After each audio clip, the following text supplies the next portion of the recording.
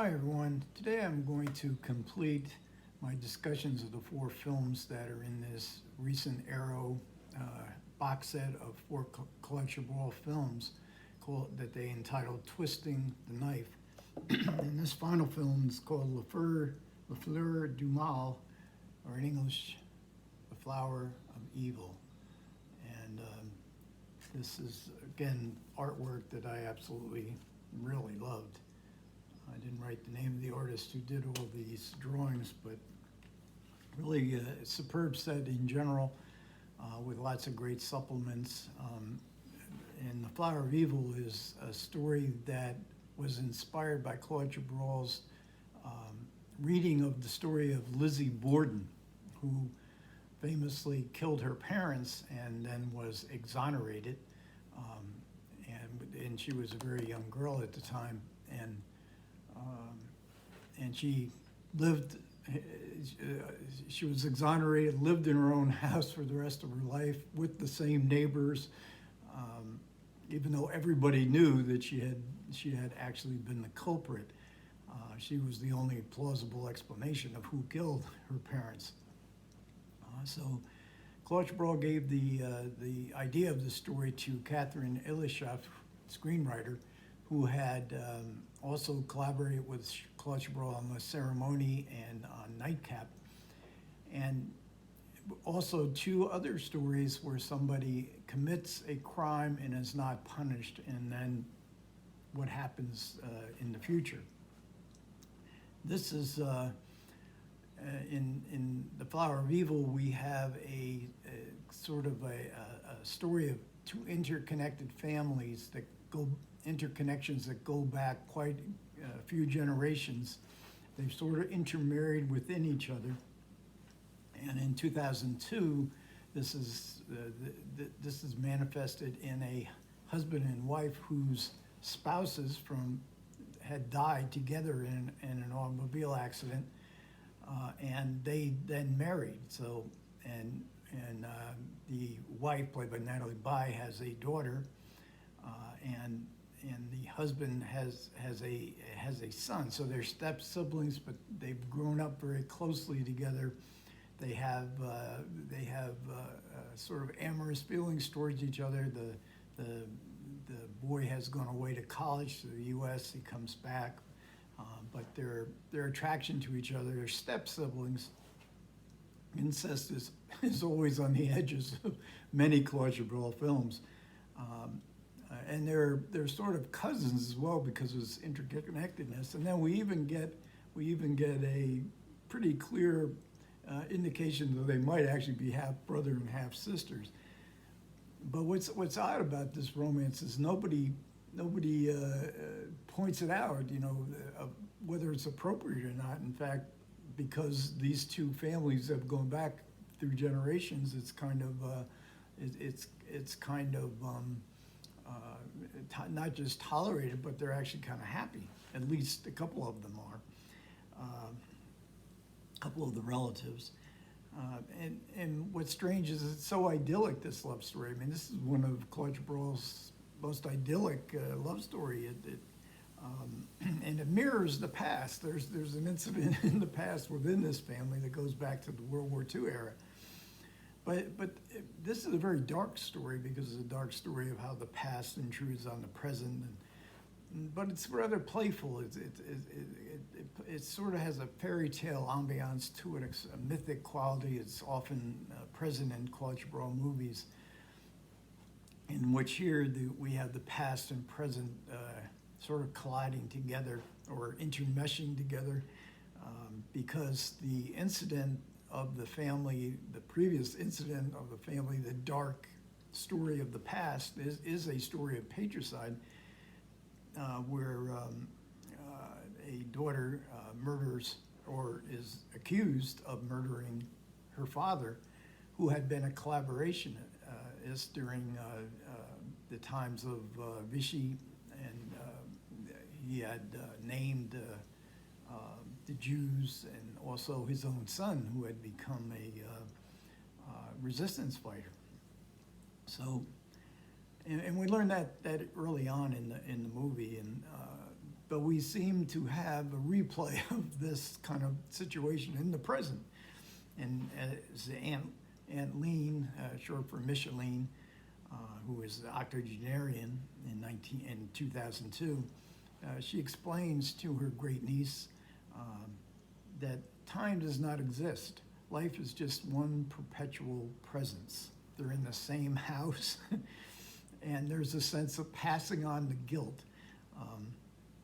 In fact, the daughter here is a psychology student, and she is writing a paper on the nature of guilt.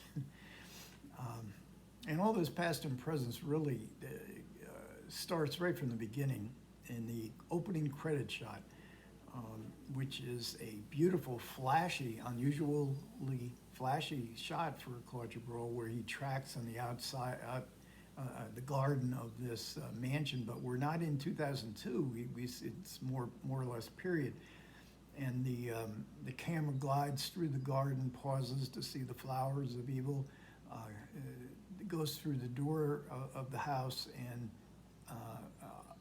looks in the dining room, then goes up the stairway, traveling down the hallway on the second floor, pauses at a room where a young woman is on her knees in evident distress, and then goes to the next room where we see a dead body. This is a beautiful shot, and it's just, and I couldn't help thinking, because I just did a video of Alfred Hitchcock's Frenzy, that it's sort of like the obverse of the famous shot in Frenzy, where Hitchcock shows a serial killer going into a room to kill an unsuspecting woman that's with him, and then the camera glides back down the hallway and down the steps and out into a very busy street scene. Again, I'm not always real crazy about when filmmakers deliberately reference the shots of the filmmakers that they love, but it never bothers me, and sometimes bothers me in De Palma, but it never bothers me in Claude Chabrol's movies for some reason. There's more or less a playfulness. Oh, we're sort of those who know Hitchcock movies and know Chabrol's connection, having written a book about Hitchcock. And there's really another shot too, where two characters have to drag a corpse, and you couldn't help, and it's a very difficult thing to drag a corpse, and you couldn't help thinking of Hitchcock's The Trouble with Harry, where they also have a very difficult time disposing of a corpse. And of course, we get the bourgeois family hiding secrets, hypocrisy, especially within the father figure. He is a big-time hypocrite, big-time womanizer. A pig, as one of the characters calls him, very similar, not quite as this is a character with charm, but there was a character in the father in Inspector Lavardin, who is actually labeled as a pig. We get some good performances. We have Natalie Baye.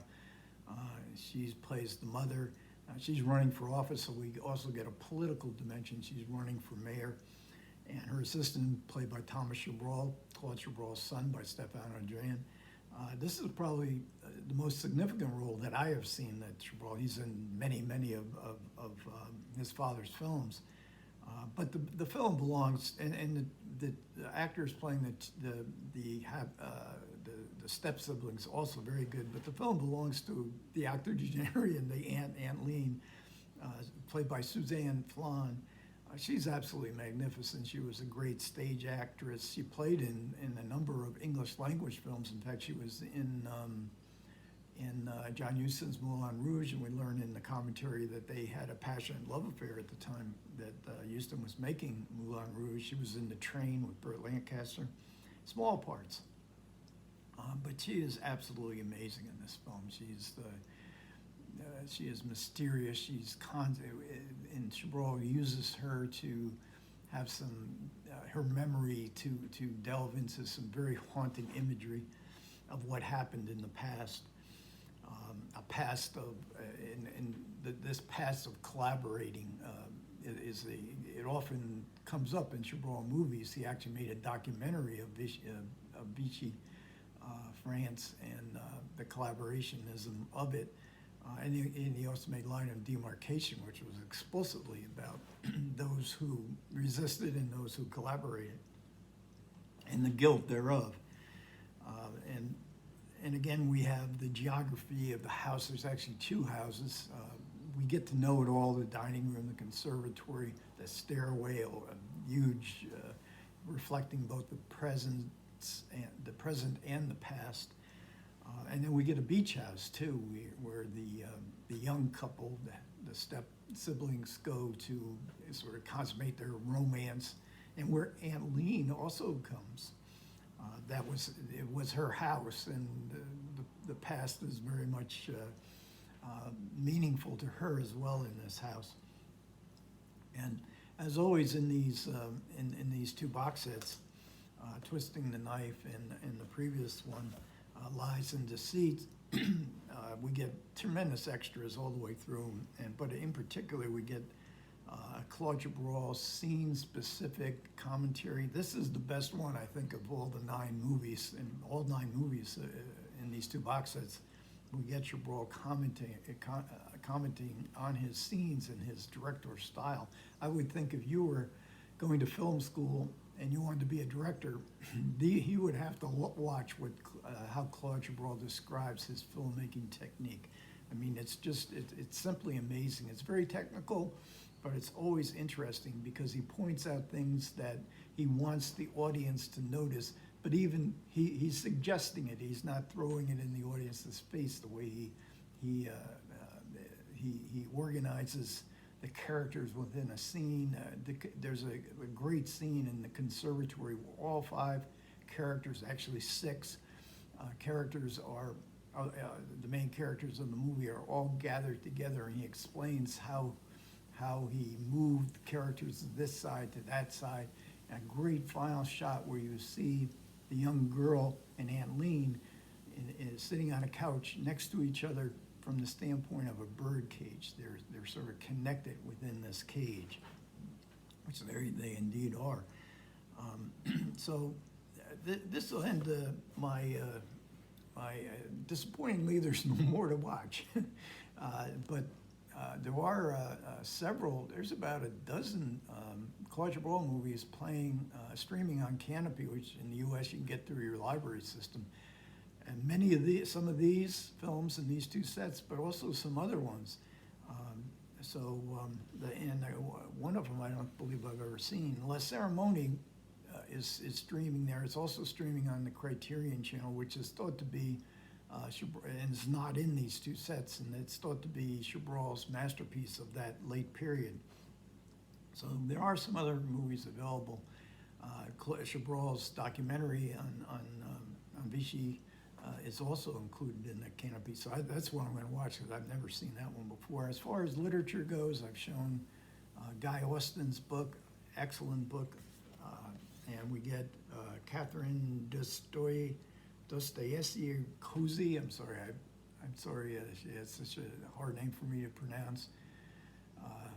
And Claude Gibral's Aesthetics of Opacity. And in the booklet, there's a great booklet that comes one with each of the sets. The article on The Flower of Evil is a excerpt from this book. So if you should get the set and you like her essay in there, this is a book that you might want to get. There's no other English language literature outside of interviews with Claude Gibral. In France, Antoine Debec, who wrote two of the best, I think the 2 best biographies I've ever read of film directors, and Francois Truffaut and Eric Romer, that have been translated into English. He also wrote one on Jean-Luc Godard that has not been translated. And I think the end of last year, there was a biography of Claude Gibral that he wrote. Debec is just a great biographer, great writer, and I hopefully both Godard and, especially for me at least, Claude Gibral's biographies will be translated soon. Debec might still be the editor of Cahiers du Cinema and an expert on the New Wave. I believe he also has a book out that just covers the new wave in general. Okay, so yeah, I've also linked, as I did with the previous set, I've also linked to Solitary Ronin's YouTube channel where he discusses the Flower of Evil and many more collectible films. He did a whole segment, a whole series on collectible films, and Chabrol actually has 4 more. This, I believe, is Chabrol's 50th movie. He actually made 4 more. So 54 features, and he also made 47 television movies. So that's over 100. The prolificness of it probably harms his reputation, but once you get into the collectible view of the world, you want to see them all. And in the supplements, we learned that there was a film festival in Italy that lasted 2 years. It showed all 54 of Chabrol's movies and 47 television shows. Many of the performances were sold out. It took 2 years for it to run its course. I certainly wish that we could have had something like that here in the U.S. But it is encouraging to see that Chabrol's legacy is living on all around the world. Okay, thanks a lot for everybody who managed to listen. I do appreciate it. Comments are always welcome. I will reply. Take care.